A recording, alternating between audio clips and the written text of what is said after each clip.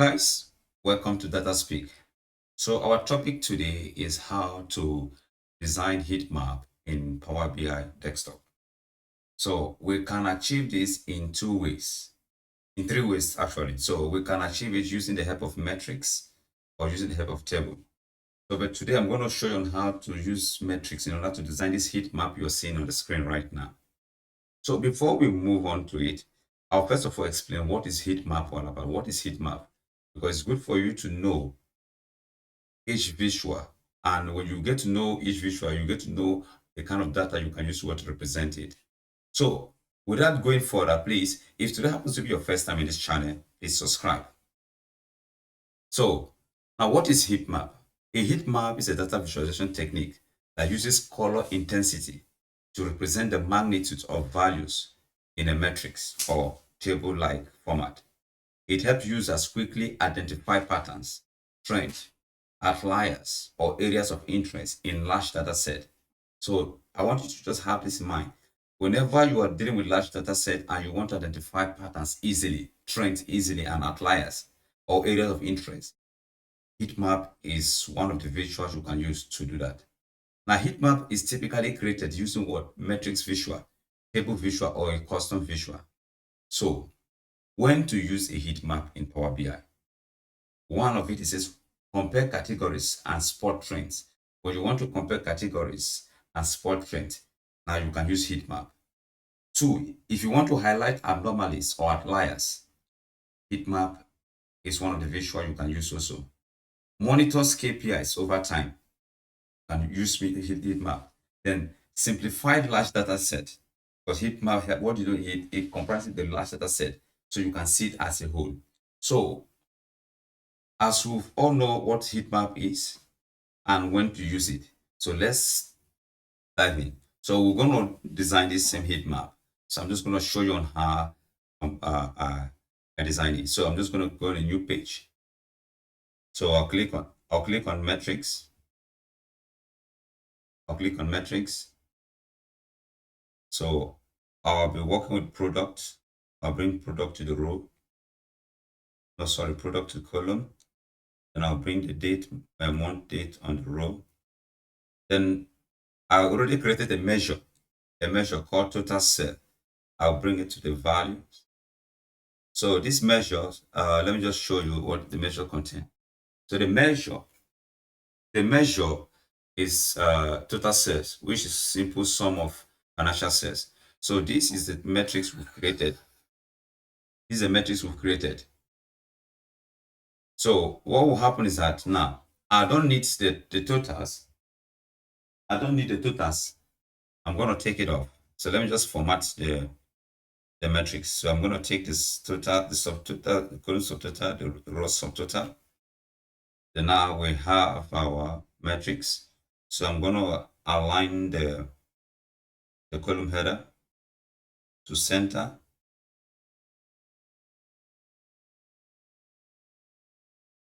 And I'm going to change the font type to you go semi-bold. Then I'll increase it to 12. So I'll go down and do the same for the row level. So I'm just going to increase it to 12. I'm change the font type to semi-bold. So what I'm going to do right now is I want to align these values in center. So we'll move down to specific columns. So I'm going to say, so that you see now the values are all aligned. So what next I'm going to do is now I'm just going to adjust it. Just adjust it to your own taste. So I just want to adjust it because I'm going to use the bar chart to represent the total of each product.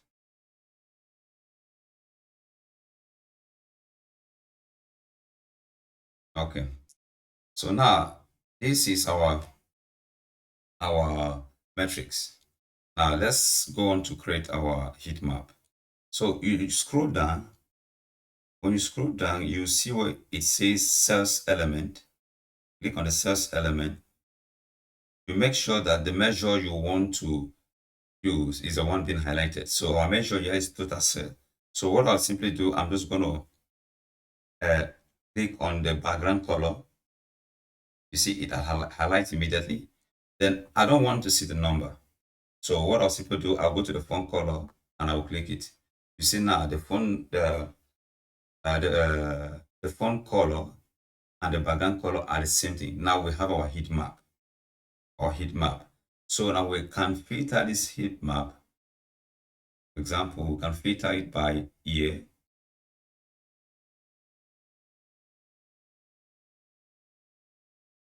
We can also filter this heat map by a segment.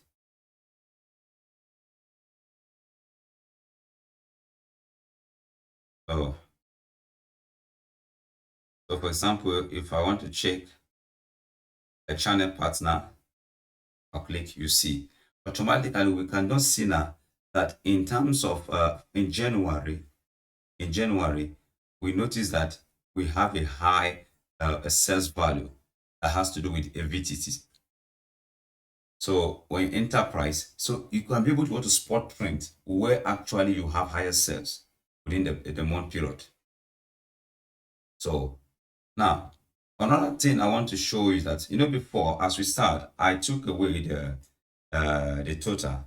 So we can, like what we have here now. So if I click 213, so I'll know that the total for Amarilla, the total sales we have was 6.1 million.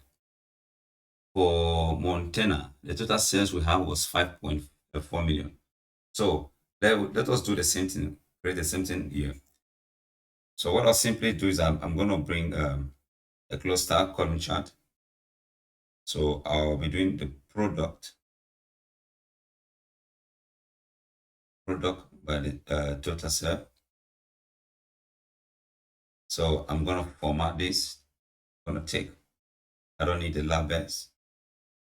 Go to X axis, take it off.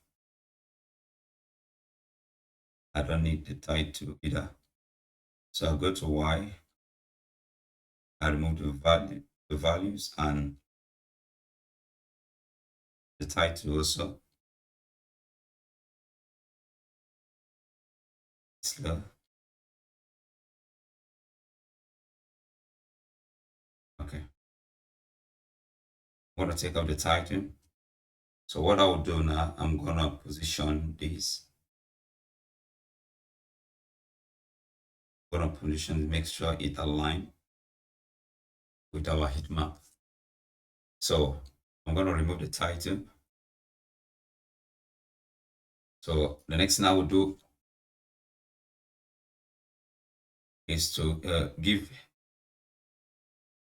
put the data label to it. So another data label, I want none. I want to see all the value. So the value, display units, I give it none. So I can increase the font size to 10. Then I can change this to give it a dark black. So now we have our heat map. Now to complement this heat map, in order for us to see the sales based on the product, so we created this column bar chart.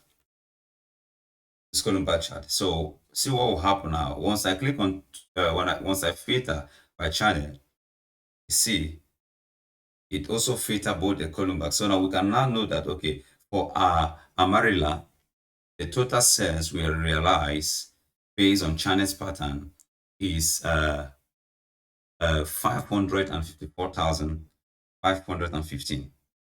But looking at it, we'll see that in August, that was where we made the highest sales. So you can able to watch spot pattern. So I'm going to change this this slicer to drop down. So let's look at the year 2024. So You see, everything is not synchronizing. So what I normally do is that after you create something like this, what you need to do, just need to group the chart.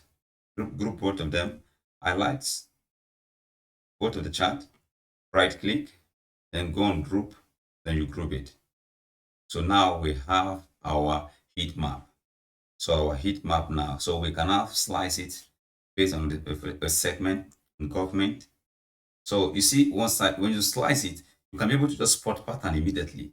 You can see for June, under Caratera, we notice that June we make the highest sales. So when we remove all the filters, let's remove all the filters. You see now we can now spot now on November. In November, we made the highest sales, and the product we made the highest sales was under Pasio. And the least product we made sales was